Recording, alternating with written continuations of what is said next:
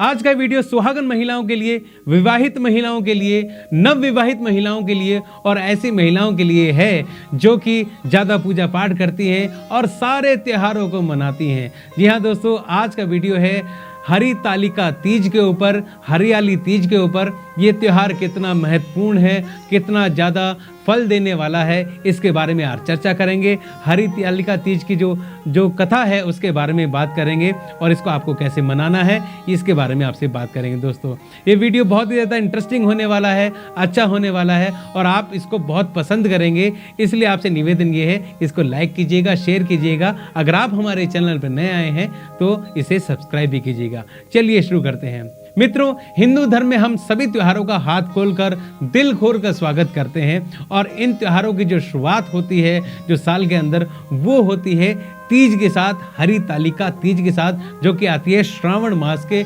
शुक्ल पक्ष की तृतीया को। अब इसको शुरुआत किस लिए कहा जाता है? क्योंकि कहावत है कि आई तीज बो गई बीज, यानी कि तीज के आने के बाद वैसे बीज बो दिए जाते हैं तीज के द्वारा कि उनसे जो अंकुर निकलता है वो एक त्योहार के रूप में जन्म ले लेता है। तो इसलिए तीज के आने के बाद त्योहारों की लाइन लग जाती है और कहते हैं कि आई होली भर ले गई झोली। होली के बाद त्योहार है वो ना के बराबर हो जाते हैं, बिल्कुल खत्म हो जाते हैं, तीज से शुरू हो जाते हैं। इसलिए जो तीज को आप ऐसा लगा लीजिए कि किसी शहर में आप प्रवेश करने वाले हैं और उसकी जो आभा देखने से पहले जो आपको एक जो गेट, तोरण गेट दिखता है, वो एक तीज का त्योहार है, आपको उसको पार करना है।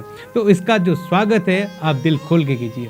अब तीज का दिन किस लिए सुहागन स्त्रियों के लिए, विवाहित स्त्रियों के लिए, नव विवाहित स्त्रियों के लिए जरूरी है और बहुत ही ज़्यादा महत्वपूर्ण है, ये क्यों मैं आपको बताता हूँ।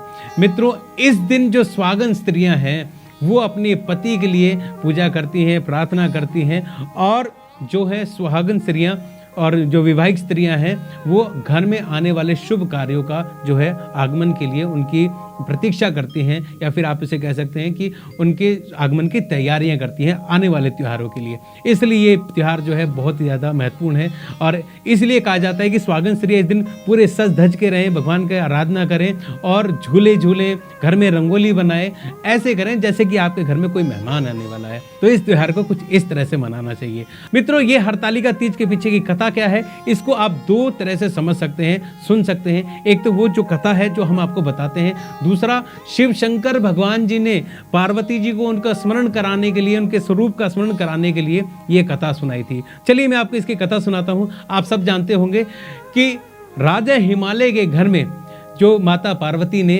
पुनर्जन्म लिया और जन्म लेने के बाद कुछ समय बाद जब वो बड़ी हुई तो उनका जो मन था वो भगवान शिव में लीन हो गया। वो मन ही मन भगवान शिव से प्रेम करने लगी और मन ही मन भगवान शिव को अपना पति मानने लगी। पार्वती इतनी गुणी थी कि उनके गुणों की चर्चा पूरे संसार में होती थी, पूरे ब्रह्मांड में होती थी। तो उनके गुणों को सुनकर श्री नारद जी भगवान विष्णु के विवाह का प्रस्ताव लेकर हिमालय राज के पास पहुंचे और उन्होंने कहा कि मैं अपनी तरफ से और भगवान विष्णु की तरफ से उनका जो रिश्ता है, उनके विवाह का प्रस्ताव आपकी पुत्री पार्वती के लिए लेकर आया हूं, आप उनको स्वीकारें। महाराज हिमालय ने कहा कि इतना बड़ा प्रस्ताव, ये मेरे तो भाग्य ही उदय हो जाएंगे अगर विष्णु जी मेरे जमाता बन गए। तो उन्होंने स्वीकृति दे दी। जब इस स्वीकृति के बारे में पार्वती को पता लगा तो वो बहुत दुखी होगी, क्योंकि वो उनसे विवाह नहीं करना चाहती थी भगवान विष्णु से, वो भगवान शिव से विवाह करना चाहती थी। तो उन्होंने ये सारी बात अपनी सखियों को बताई। तो उनमें से एक सखी ने कहा कि एक काम करती हूँ कि मैं तुम्हें यहाँ से छुपा कर किसी वन में भेज दूंगी, वहाँ पे आपको छोड़ दूंगी, वहाँ आप तपस्या कीजिएगा और भगवान शिव को प्रसन्न कीजिएगा, वो जरूर आएंगे और आपको दर्शन देंगे, आपको पत्नी रूप में स्वीकारेंगे। ऐसे में उस सखी ने पार्वती का हरण किया। उस हरण करने के कारण ही इसको हरतालिका तीज कहा जाता है। पहली बात तो ये, तो हरतालिका तीज हरण करने की वजह से भी इसका नाम पड़ा है।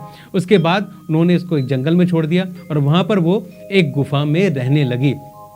जैसे ही महाराज हिमालय को पता लगा कि पार्वती कहीं भी नहीं मिल रही है तो उनको लगा कि अगर विष्णु भगवान बारात लेकर आ गए तो हमारी बड़ी निंदा होगी।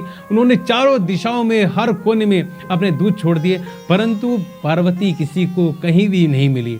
ऐसे में पार्वती ने बहुत पूजा पाठ की, बहुत तप किए, सूखे पत्ते तक चबाए और बहुत ही जो शिव जी की उन्होंने पूजा की। उन्होंने एक दिन भ्रात पक्ष की शुक्ल तृतीया को एक रेत का शिवलिंग बनाया और उसकी बड़ी मन से पूजा की। जब ये बात भगवान शिव को पता लगी तो वो बहुत प्रसन्न हो गए। उन्होंने तुरंत वहां पे पार्वती को दर्शन दिए और उनको पत्नी रूप में स्वीकार लिया। ऐसे में जो राजा हिमालय थे उन्होंने पार्वती की खोज कर ली।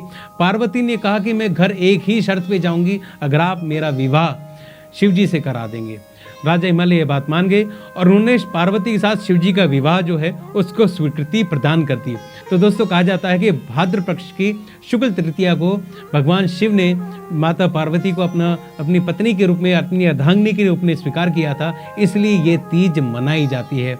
इस दिन को माता पार्वती और भगवान शिव के मिलन के रूप में भी देखा जाता है। तो ये बहुत ही ज़्यादा महत्वपूर्ण दिन हो जाता है। जैसे कि आपको मैंने अपने पिछले सावन वाले वीडियो में बताया था कि इस दिन यानी कि इस महीने जो हमारे भगवान शिव है वो अपने जो धरती लोक पे आते हैं यहाँ पर अपने ससुराल में, इसलिए ये महीना बहुत ज़्यादा महत्वपूर्ण हो जाता है। तो इस दिन को आप अच्छी तरह से मना सकते हैं। अब इस दिन को मनाएं कैसे, पूजा कैसे करें, ये आपको मैं बता दूं।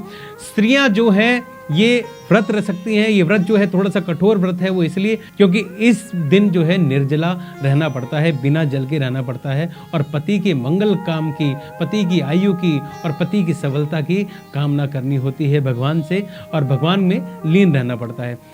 कुछ चीज़ों का थोड़ा सा और ध्यान रखना होता है दोस्तों। इस दिन साफ सफाई रखें, नई चीज़ें घर में आने वाली हैं, नए त्यौहार आने वाले हैं, उनके स्वागत की आप तैयारियां करें। और जो स्त्रियां हैं इस दिन झूला जरूर झूलती हैं, तो झूले झूलने की जो परंपरा है उसको बनाए रखें। जो नवविवाहित स्त्रियां हैं या फिर कुंवारी लड़कियां हैं वो भी झूला झूलें, ताकि उनकी चहचहाहट से, उनकी बातों से, उनकी हंसी ठिठोली से ये वातावरण जो है वो बहुत ही ज़्यादा सुंदर हो जाए, बहुत ज़्यादा अच्छा हो जाए, खुशियाँ आने लगे। तो ये चीज़ें करनी भी बहुत ज़रूरी है। आप रंगोली घर पर बना सकती हैं, दिए जला सकती हैं, तो इसलिए बहुत ही ज़्यादा इसका जो फल आपको मिलता है। अब एक और महत्वपूर्ण बात मैं आपको बता देता हूँ कि इस दिन जो है सिंधारा देने की प्रथा है। कहीं आप बोलते हैं इसको सिंजारा और कहीं बोला जाता है सिंधारा। तो इस दिन जो सिंधारा है वो दिया जाता है लड़की वालों की तरफ से लड़के वालों को। अब ये क्या है मैं आपको बता देता हूँ। सिंधारा एक वो सामान होता है जो कि लड़की वाले ससुराल में गई अपनी लड़की को आशीर्वाद स्वरूप देते हैं।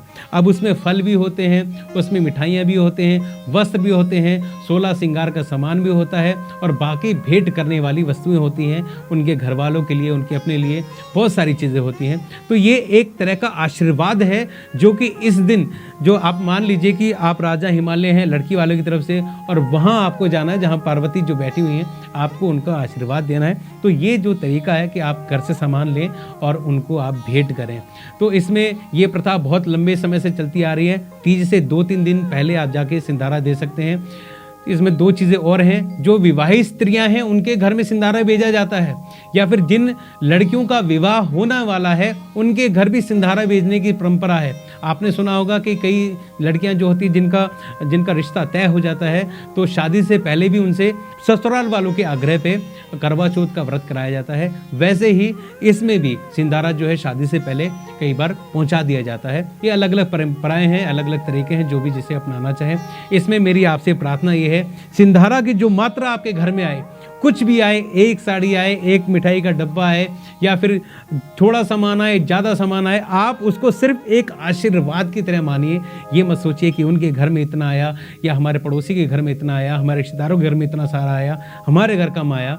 आपके घर में कम आया या आपके घर में ज़्यादा आया, जो भी सिंधारे का सामान आया, जिसने भी दिया है लड़की वालों की तरफ से, उन्होंने आशीर्वाद की तरह दिया है, उसको माथे पे रखिए और उसका जो है सम्मान कीजिए, तभी आपको आशीर्वाद मिलेगा। अगर आप खिन्न मन से सिंधारा को एक्सेप्ट कर रहे हैं यानी कि उसको स्वीकार कर रहे हैं तो उसका कोई फ़ायदा नहीं मिलेगा। तो अगर आपको हरितालिका तीज का पूरा फ़ायदा लेना है, भगवान शिव को प्रसन्न करना है, माता पार्वती को प्रसन्न करना है, तो आपको पूरे मन के साथ उसको स्वीकार करना है। तो दोस्तों ये सारी बातें थी हरतालिका तीज के बारे में। आशा है आपको सब चीज़ें अच्छी लगी होंगी। तो और आपसे मेरा अनुग्रह ये है कि आप भी हिंदू धर्म की परंपराओं को बनाए रखें और आने वाले त्योहारों का जो सम्मान करें। हरतालिका तीज से सुहागिनी स्त्रियाँ जो हैं ऐसे बन के रहें घर में जैसे महालक्ष्मी रहती हैं, ताकि जो आने वाली जो खुशियाँ हैं वो भी खुश हो जाएं और आपको पूरा अपना आशीर्वाद दें।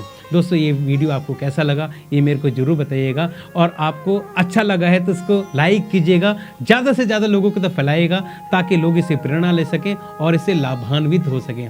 दोस्तों अगर आप हमारे चैनल पर नए आए हैं तो इसको सब्सक्राइब जरूर कीजिएगा, और अगर आप हमसे जुड़ना चाहते हैं तो आप हमारे सोशल मीडिया अकाउंट से हमें लाइक कर सकते हैं, इंस्टाग्राम पे फॉलो कर सकते हैं। दोनों का लिंक मैंने डिस्क्रिप्शन में दे दिया है और वहाँ से आप हमसे जुड़ सकते हैं। इसी के साथ दोस्तों मैं धीर कुमार लेता हूँ आपसे अनुमति। जल्दी ही मिलूंगा एक नए व्रत के साथ, एक नई विधि के साथ, एक नए विधान के साथ। जय श्री कृष्ण।